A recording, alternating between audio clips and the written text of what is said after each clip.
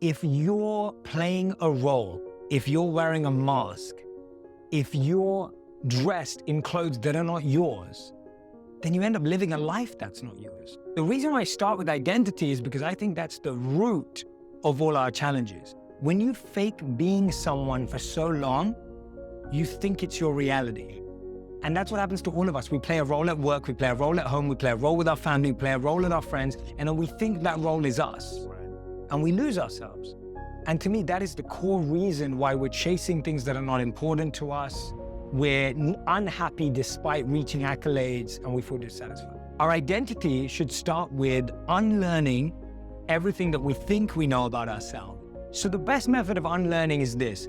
The first thing you do is write down everything you currently are chasing in your life. Write them down. You can write down 3, you can write down 5, you can write down 10, depending on how ambitious you are. Second line, ask yourself, what is the source of that? Where did you get that idea? Did you get that idea from a TV show you saw? Did you get that idea from your parents? Did you get that idea from your mom and your dad, your sister, your cousin? Did you get that idea because your friend just got proposed to on Instagram? Did you get that idea because your friend just got promoted? Did you get that idea because you just broke up? Or did you get that idea because you just feel it when you do it, that you feel it live? And then the third thing you ask yourself is, well, then what is mine? What is coming from inside of me? And if you just do that 3-step process, now what you're doing is you're filtering out the noise and you're starting to listen to your voice. The thing is, you've got a voice inside of you, but it's quiet. It's like, Jay, like, take note of me, like, Lewis, you know, and it's just like trying to get through. And the noise of everyone else's opinions is so loud. One of the biggest mistakes we make is that we confuse inexperience with being unqualified. So because we've not tried a lot of things, we just naturally believe that we can't be that good at them. So if I've never spoken on a stage, I just think, oh, I'm probably not good at that. Or if I've never played golf, I probably think, oh, I'm probably not good at that. And so we start writing off things without even trying them. Take the next 4 weekends in the month, that gives you 8 days, and get really tactical. Every single day, go join a course, an online course, a workshop, go and shadow a friend, go to a seminar or a conference, go to reading a book, listen to a podcast, go and expose yourself to 8 different things in a month. And guess what? In a month, you will have learned what you probably would have learned in 8 years, because most of us test one new thing a year. And this is how you have to see it. So you're gonna say, did I like it? The second question you ask yourself is, why did I, or why did I not like it? And the third question you have to ask yourself, really, really simple, is, do I wanna do it again? The way I see it is that competition in and of itself is not good or bad. For me, when I was writing my book, and of course I want my book to be a best-selling book, of course I want my podcast to do well, of course we don't do anything for it to be lost, like no one does that. But what I do know is that when I'm creating, when I'm producing, when I'm writing, that's all I'm doing. See, the truth is that only 2% of the world's population can multitask. And the truth is, there is no such thing as multitasking. What it is fast switching between 2 tasks. So the quality is just dropping. And so what I'm saying is that when you're sitting here going, this needs to be number 1, you are reducing that thing's ability to be number 1 because it now doesn't have your full focus. So that's the difference maker, that you can want to be number 1. There's nothing wrong with that, but you can't keep comparing what number 1 is to someone else's goal too, because everyone's got a different trajectory. Like there are some people that are kind of come in and do really well at one thing and you're going to do really well at another. And that's why competition has to first be in your space. Like don't compete in a space that's not yours. Right. Because now you're just trying to be someone else again and you get lost in identity. Exactly. The challenge is that we think things come with feelings and emotions. And guess what? They don't. When you think that I'm chasing money, guess what? You will get money. Yep. And that's great. Money is really important. And money is a really important resource. But guess what? Money is not now going to fill that gap, that void, that feeling, that emotion that you're missing in your life. To love and be loved. Like that is the need of humanity. To love and be loved. And when we don't experience that, we then start looking for status. We then start looking for money. We then start looking for recognition. What we crave in life is what we did or didn't get from our parents. What our parents did give us is what we continue to crave. What they didn't give us is what we continue to crave. So you'll find that most people's love languages that they chase are things that their parents didn't give them. So I talk about how we fear the wrong things. So most of us are fearful of how our friends are reacting, what's happening on social media, and what's the random bit of news that we heard. None of it is fact-based. That's one of the biggest issues. It's worry-based. It's worry-based, and it's also imagination-based. So we become fiction writers. We've all watched too many movies. Now we start writing the scary movies in our head of what may happen. So our imagination, and Seneca said it best, we suffer twice, one in reality and one in imagination. You can look at the news right now and you can get scared straight away and get in complete freeze mode, feeling stuck, paralyzed, whatever it is, because what you're now doing is you're creating a story of what's going to happen. And that story, again, can be used positively. So your story may actually be true. But if it's going to be true, now you can prepare. And that shifts you away from being scared because now you're preparing. Yes. And so the real You can be confident because you're prepared. Exactly. And so we should be shifting our fear energy into preparation energy, because what fear does is it keeps you locked there, right? We just feel stuck.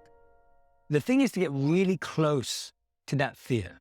So what we usually do, embrace it, get close to it, get intimate with it. We run away from fear. We like to run away and go, oh, it's not coming with me. Or what we do is we hear one thing and we define the whole understanding of our fear based on that one thing. Yes. So it's like someone, and I'll give you a normal example in a normal life scenario. Yes. Someone says to you in the office, you know that they're going to cut a few people, and you don't even check. You don't even know.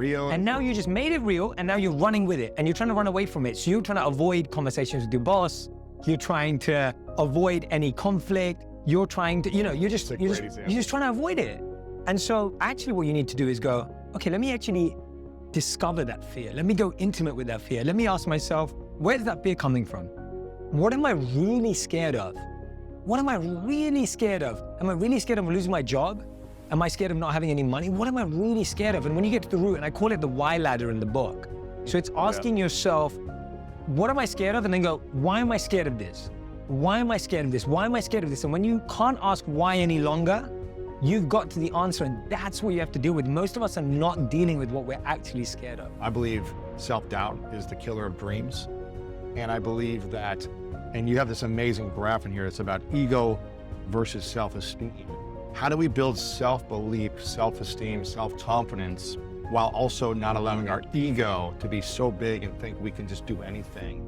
How do we balance ego and self-confidence so they don't hurt each other? Yeah, absolutely. And what we experience most of the time is extremes. So the two extremes that most of us experience are either I have to think I'm the best, I'm the best in the world, I can crush anyone, like I'm like gonna show everyone what I'm like. Or most of us experience the other extreme, which is I'm the worst. I'm the stupidest, I'm the dumbest, I'm the most worthless, I'm the biggest loser. Notice how that's both ego. Really? Yes. Why is the negative? So the ego wants to be the best of the best, or the ego wants to be the worst of the worst. The ego won't accept being in the middle. Real confidence comes from knowing your strengths and going all in on them. Your confidence does not come from just standing up the right way or just saying the right stuff to yourself. Body language also. And that's important. I'm a big believer in all of that, but what I'm saying is that doesn't build real confidence. Real confidence comes from thinking, I'm really good at this, I know I can do this, and I love doing it. And really, this is the most important bit. Confidence comes from serving other people.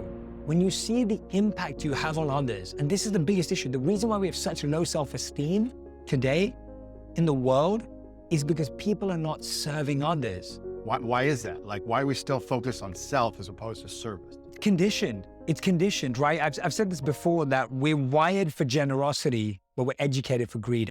As we get older, we're told there are finite numbers of how many kids get made on the basketball or baseball team. We're told there's a finite number of college spaces. We're told there's a finite number of how many tickets there are. We're told there's a finite number of people that are successful. Guess what? In the theater of happiness, there are infinite and unlimited seats. There is a seat with your name on it in the theater of dreams, in the theater of happiness, but you think that because you think that there are only 100 people allowed in, that if someone else makes it before you, that you don't get in. And guess what? Is there a cap on how many billionaires there are in the world? No. Is there a cap on how many millionaires there are in the world? No. Is there a cap on how many happy people there are in the world? No. And that's why I really am encouraging Forbes. I want Forbes, forget printing a rich list, print a Happiness list? happy list, print a Wow. service list, print a list of who is We should do that. We should do who is that. snowing the most in the world. Wow. Right. That'll be competition based. Yeah, sure. I gave more than you Yeah, gave. and that's why it should be service based on time, energy, and money. Because we should start showing how much time people give, how much energy people give. Mother Teresa, I don't think she gave any money to her charities. She gave a lot of time and energy. You know, you look at all the people who made a change in the world, Martin Luther King, Gandhi, like, they may not have given a lot of money to stuff. They gave time and energy. You don't have to give resources, but your resourcefulness, your love, your Love time, that. your focus, your attention, your compassion. Love that. Yeah. Resourcefulness of the heart, not of the wallet, I think is Love key. that. And you don't need to have a lot of money to make a big impact.